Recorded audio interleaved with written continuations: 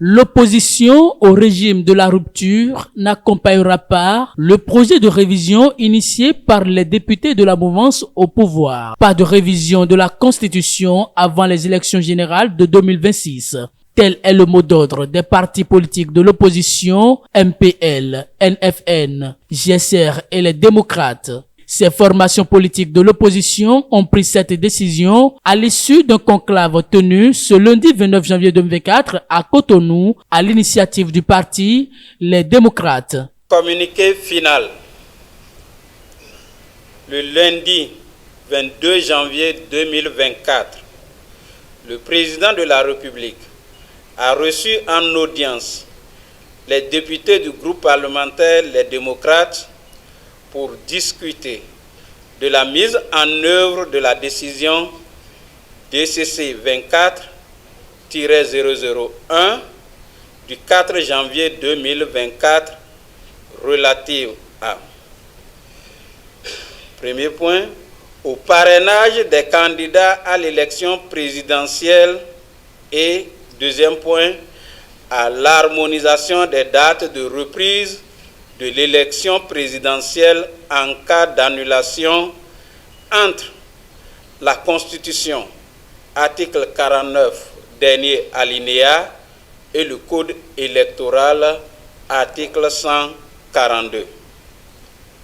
Suite à cette rencontre, le parti Les Démocrates, conscient de l'importance et des enjeux des élections générales de 2026, a réuni ses partenaires politiques de l'opposition, à savoir Grande Solidarité Républicaine, GSR, Nouvelle Force Nationale, NFN, Mouvement Populaire de Libération, MPL, pour échanger sur la question afin de s'accorder sur une position commune. À l'issue des échanges, les parties prenantes ont 1. Rejeté toute idée de révision de la Constitution dans le contexte actuel. 2. Exprimer leur refus catégorique de toute tentative de réaménagement du calendrier électoral. Elles ont enfin retenu des propositions consignées dans un mémorandum qui sera porté par le groupe parlementaire Les Démocrates à l'Assemblée nationale à l'occasion de la relecture du Code électoral. Elles ont réaffirmé la nécessité de la tenue d'un dialogue national qui implique toutes les forces politiques et les acteurs de la société civile dans la perspective de la décrispation du climat politique et social. Fait à Cotonou le 29 janvier 2024.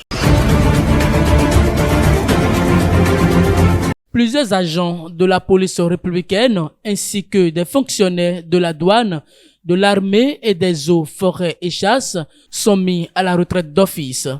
La mesure assortie du décret 2024-008 du 9 janvier 2024 portant modalité d'octroi d'allocation de mise à la retraite d'office aux fonctionnaires des forces de sécurité de défense et assimilés a été rendue publique le mardi 23 janvier 2024. À en croire le porte-parole du gouvernement, cette mesure est loin d'être une punition. La mesure n'est pas punitive. Elle n'est pas punitive.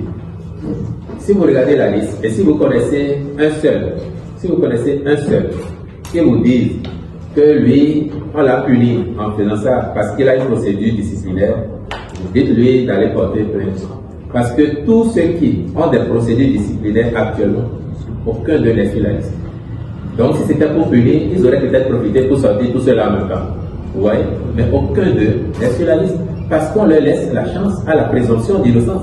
La procédure peut finir et puis ils vont être blanchis. S'ils sont blanchis, demain ils peuvent faire l'objet d'une mesure de mise à la retraite d'office. Peut-être même qu'ils auraient été identifiés mais à cause de cette procédure qui est en cours, leur hiérarchie les ont laissés pour que la procédure finisse et qu'ils n'aient pas le sentiment qu'on a profité de ceci pour les sortir. Donc ce n'est pas une mesure punitive, c'est statutaire, c'est prévu. Maintenant sur le nombre, sur la fréquence, c'est à la discrétion des responsables de ces corps. Wilfrid Liang-Bédi explique qu'il s'agit d'une mesure statutaire. En rassurant ceux qui pensent que la mesure a été prise à dessein, le secrétaire général adjoint du gouvernement rappelle que l'acte n'est pas nouveau. L'autre preuve, au dire du porte-parole du gouvernement, c'est que le cadre juridique pour octroyer des allocations aux concernés existe. Il a par ailleurs fait la différence entre la retraite d'office et la retraite anticipée. C'est une décision ou c'est un fait statutaire prévu par les textes qui régissent les forces de défense et de sécurité et assimilés. C'est ce gouvernement qui, vous l'avez observé depuis quelques années, s'est employé à renforcer suffisamment les effectifs au niveau des forces de défense et de sécurité. Vous voyez bien, la dernière actualité en date en matière de renforcement d'effectifs, c'est le recrutement de ces 5000 jeunes au profit de l'armée béninoise. Cela veut dire que le gouvernement a une attention particulière pour les forces de défense et de sécurité, pour leur fonctionnement, mais aussi pour les appuyer dans la gestion des défis sécuritaires qui se posent à nous. C'est une retraite normale, comme celui qui aurait fait 30 ans de métier. À partir du moment où c'est prévu dans les tests que ça puisse se faire, c'est normal. Si vous êtes un professionnel de ces secteurs, de ces différents corps, le jour où vous les intégrez, vous savez très bien qu'à un moment donné, dès que les conditions sont remplies, vous pourriez être amené à jouir de votre retraite de façon d'office. L'ensemble ne fait pas les mille. Wilfrid Liang-Bédi, le porte-parole du gouvernement, indique également que tous les corps armés ou assimilés ont dans le texte des dispositions qui prévoient la mise à la retraite d'office. Ce qui fait que les agents, le jour où ils intègrent ces différents corps, savent très bien qu'à un moment donné, dès que les conditions sont remplies, ils pourront être amenés à jouir de la retraite d'office. C'est une nouvelle qui a surpris toute la population et particulièrement la classe politique. Nous avons appris qu'on a mis des gens, on a mis des agents permanents de l'État au dehors. Nous sommes demandé, est-ce que réellement nous sommes encore en train de retrouver la période de départ volontaire, la période relative aux années 91-92, la période de Soglo où il y a eu départ volontaire, départ forcé, et toutes sortes de départs qui mettaient nos compatriotes au dehors. Les emplois au Bénin ne sont plus sécurisés. Les emplois au Bénin, l'employeur peut se lever du jour au lendemain pour te dire bon, il a fini avec toi. Maintenant, est-ce que leurs droits ont été versés à eux? Est-ce que ces salaires et ces nombres d'imprévisions, qu'est-ce qui a été planifié, qu'est-ce qui a été prévu pour que du jour au lendemain, ils se retrouvent brusquement dans les allocations? Je me rappelle au temps de Yahi où on devait rappeler certains retraités et puis ou bien diminuer ou bien augmenter. Ça a été mûri, ça a été envoyé à l'Assemblée. Quel mécanisme a pu gérer ça jusqu'à ce que ça ne soit annoncé, ça ne soit mis en exécution? De part et d'autre, est-ce que en mettant ceux-là au dehors, c'est pour encore créer d'autres emplois? Si c'est pour créer d'autres emplois, je me demande quelle est la planification que l'État béninois avait fait en ce moment en recrutant ceux-là qu'on est en train de mettre au dehors. Parce que ceux-là, d'une manière ou d'une autre, ils ont fait un contrat de 30 ans. Même s'il y a une loi qui est arrivée à abroger cela, moi je trouve que cette loi-là n'a pas sa place. Elle a pu susciter beaucoup de problèmes dans les familles, dans les maisons. Et le gouvernement est là pour la sécurité des personnes et des biens. Et c'est un contrat qui les lie avec l'État. En 1996 jusqu'à 1998 là, jusqu'en 96 où on est en train de mettre les gens au dehors, il y avait un projet, en ce moment-là, un projet intitulé Départ volontaire qui est en train de prendre ces fonctionnaires-là, en ce moment-là, en charge. Est-ce que c'est la même chose qui est arrivée maintenant là? Je demande au gouvernement, je demande à toutes les autorités, je demande au président de l'Assemblée nationale, ils n'ont qu'à revoir tout ça là, et soit de les accompagner. Parce que si ceux-là, ils commencent à pas prendre les armes, si ceux-là commencent pas à être animés des idées, de ce que nous sommes en train de voir comme délinquance, c'est des gens qui peuvent prendre les armes facilement et commencer par décimer la population. Des taux de chômage qui sont galopants dans le pays et du jour au lendemain, on crée encore des chômeurs, on crée des malades, on crée des morts d'une manière ou d'une autre. Je crois que vraiment, c'est des choses qui sont inadmissibles. Est-ce que ces personnes-là, c'est des gens qui ont commis des fautes professionnelles?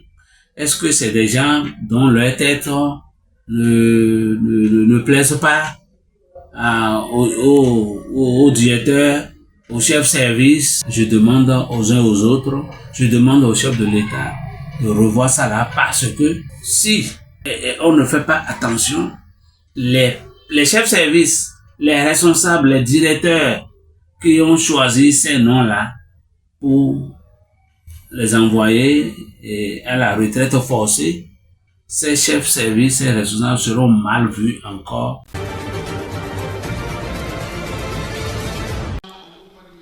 Trois pays de l'Afrique de l'Ouest ont décidé de se retirer de la CEDEAO. Il s'agit du Mali, le Burkina Faso et le Niger. Ils ont annoncé leur départ dimanche, accusant le bloc de sanctions inhumaines pour renverser les coups d'État dans leur pays. Dans leur communiqué, ils expliquent que leur départ est causé par l'influence de puissances étrangères qui est devenue une menace pour les États membres de la CEDEAO et les populations dont elle est censée assurer le bonheur. Fondé en 1975, le bloc peine ces dernières années à réinstaurer la démocratie après les coups d'État provoqués par l'insécurité et la pauvreté des citoyens.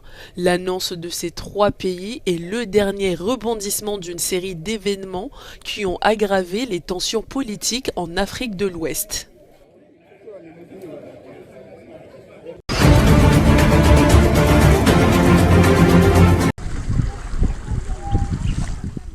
Dans ce champ de 13 hectares situé à Fapara, à 20 km de Korogo au nord de la Côte d'Ivoire, des dizaines de femmes travaillent dans leurs plantations.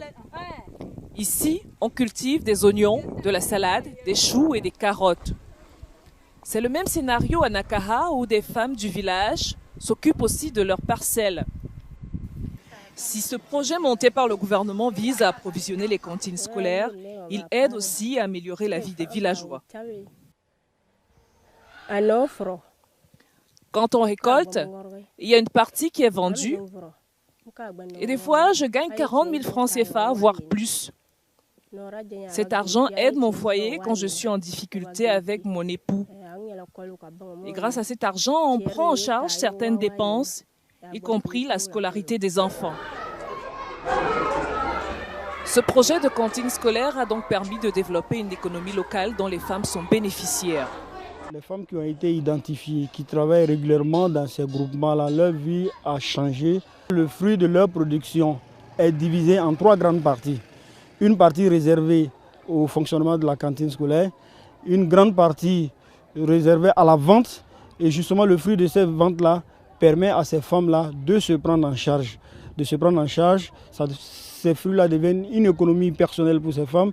Et cette économie leur permet non seulement de se prendre en charge, mais les aider aussi à scolariser leurs enfants. Et la dernière partie, une petite partie est réservée à la semence. Avec l'appui du Programme alimentaire mondial, les femmes ont été sensibilisées aux cultures essentielles à leur foyer et celles destinées à la vente. Elles ont même constaté qu'avec les conseils et tout ce qui est encadrement que le PAM a pu apporter, elles arrivent à mieux faire la différence entre les cultures nutritives et les cultures qui sont moins nutritives.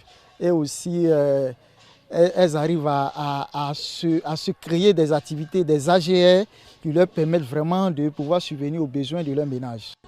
39 000 enfants bénéficient au quotidien d'un repas dans les écoles couvertes par ce programme dans la région du Poro.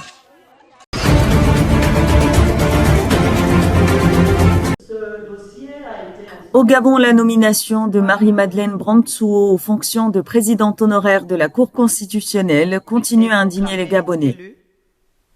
Ali Bongo Ndimba, avec 172 990 voix. Ancienne présidente de la Cour constitutionnelle, Brandtsuo, très proche du président déchu Bongo, a dû quitter son poste au lendemain du coup d'État d'août 2023. Le retour de celle qui a présidé la Cour suprême du Gabon pendant plus de 30 ans a suscité de vives réactions sur les réseaux sociaux.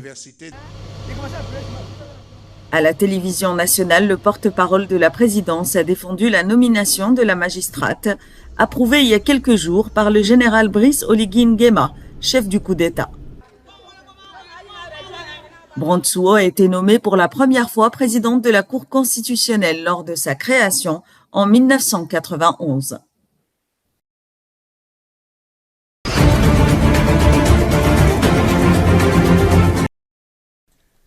Des centrales électriques installées par des entreprises chinoises ont permis d'éclairer certains quartiers de la capitale de la RDC. À Kinshasa, à l'exception du centre-ville, la plupart des habitants doivent encore vivre dans l'obscurité une fois la nuit tombée. Seules les voitures qui sillonnent les rues leur apportent une petite lumière éphémère.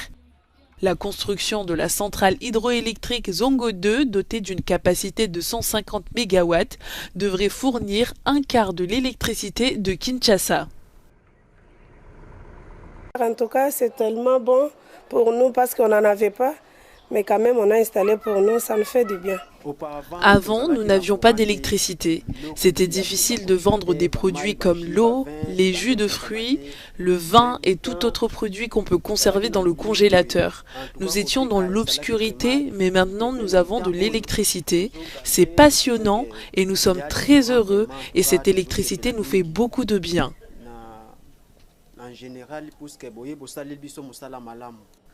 L'achèvement de cette ligne de transmission à haute tension de 220 kV a permis d'acheminer l'énergie de Zongo 2 afin de l'intégrer au réseau national. Je souhaite que les projets de construction de grands ouvrages hydroélectriques comme des centrales puissent continuer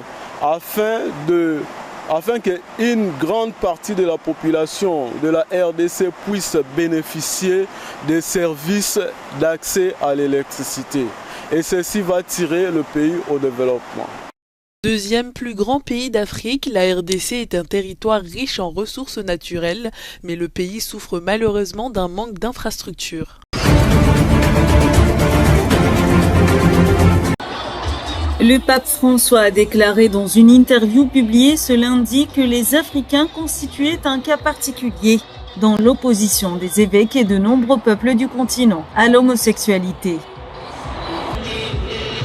Le souverain pontife s'est dit convaincu qu'à l'exception des Africains, les critiques finiraient par comprendre sa décision d'autoriser les bénédictions pour les couples du même sexe.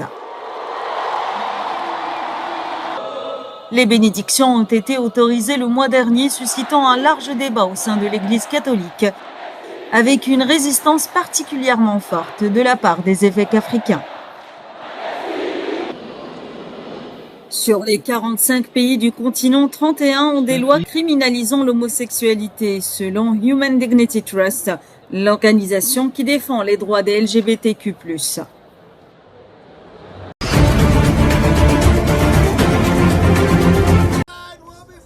En Afrique du Sud, des journalistes et des manifestants pro-palestiniens ont organisé ce dimanche une veillée à Johannesburg pour honorer les journalistes tués dans la guerre à Gaza. Le Comité pour la protection des journalistes estime qu'au moins 83 journalistes et professionnels des médias sont morts depuis le début du conflit, dont 76 journalistes palestiniens, 4 Israéliens et 3 Libanais. En assistant à cet événement, j'ai un sentiment surréaliste. J'aime cette solidarité qui unit tous les journalistes. Nous vivons dans une période de turbulence et notre rôle est d'être ici. Et je suis honoré d'être là. Ce n'est pas la fin. Cela ne peut pas être la fin. C'est arrivé trop tard, mais cela doit continuer. Et comme le dit Kanita, nous devons être unis en tant que journalistes, en tant que travailleurs des médias, pour les personnes qui se trouvent dans les situations les plus désastreuses et qui font tout pour survivre. Nous avons beaucoup plus de pouvoir et nous devons le conserver et l'utiliser. Au cours de la veillée, les journalistes présents ont parlé des défis auxquels sont confrontés les journalistes dans leur reportage, notamment du concept d'objectivité. À la demande de l'Afrique du Sud, le tribunal international de La Haye a demandé à Israël de prendre des mesures raisonnables pour prévenir le génocide à Gaza.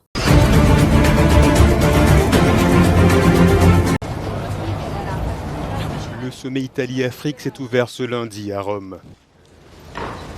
La première ministre italienne, Giorgia Meloni, a accueilli plus de 20 dirigeants africains pour discuter de son plan de développement pour le continent. Le plan Mattei, du nom du fondateur de la compagnie Eni, ambitionne de créer la sécurité et les conditions économiques pour la création d'emplois en Afrique. Selon le gouvernement italien, des mesures ciblées pourraient décourager les jeunes Africains de traverser la Méditerranée. Giorgia Meloni a ainsi présenté une série de projets pilotes dans différents pays qui permettraient à l'Afrique de devenir un exportateur majeur d'énergie. Outre le gaz et l'électricité, le plan couvre les domaines de l'éducation, de la santé, de l'eau et de l'agriculture, entre autres. À l'ouverture du sommet, le président de la Commission de l'Union africaine, Moussa Faki Mahamat, a déclaré que les pays africains auraient aimé être consultés avant que l'Italie ne présente ce projet. L'ancien Premier ministre tchadien a souhaité que les promesses soient suivies d'actions concrètes.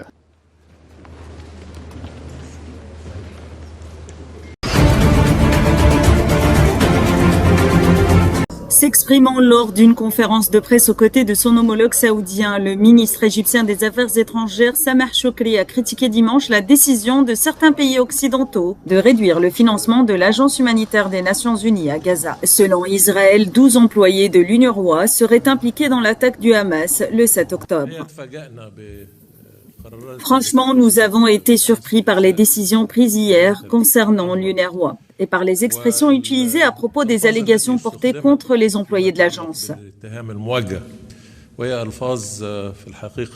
Les expressions similaires n'ont pas été utilisées à propos du meurtre de plus de 26 000 civils innocents à Gaza, pour la plupart des femmes et des enfants.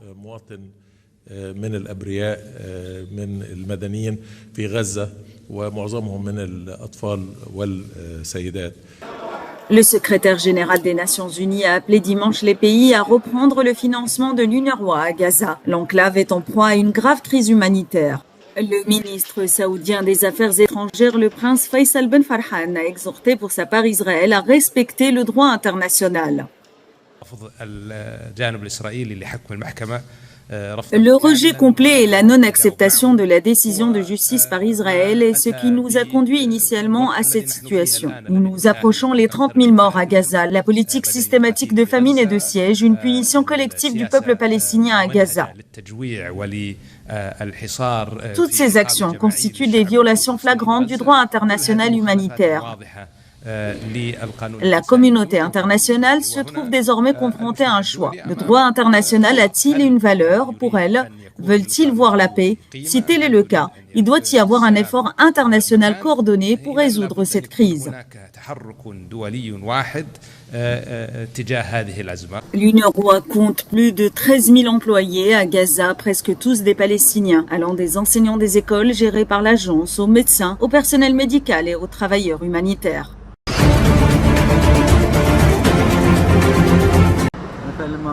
Le ministre iranien du renseignement Ismail Khatib a déclaré lundi que les groupes militants soutenus par l'Iran prenaient leurs propres décisions sur la manière de gérer la présence des États-Unis dans la région. La résistance dans la région agit contre la présence agressive américaine sur la base de ses propres décisions et politiques. Elle agit sur la base de ce qu'elle considère être juste.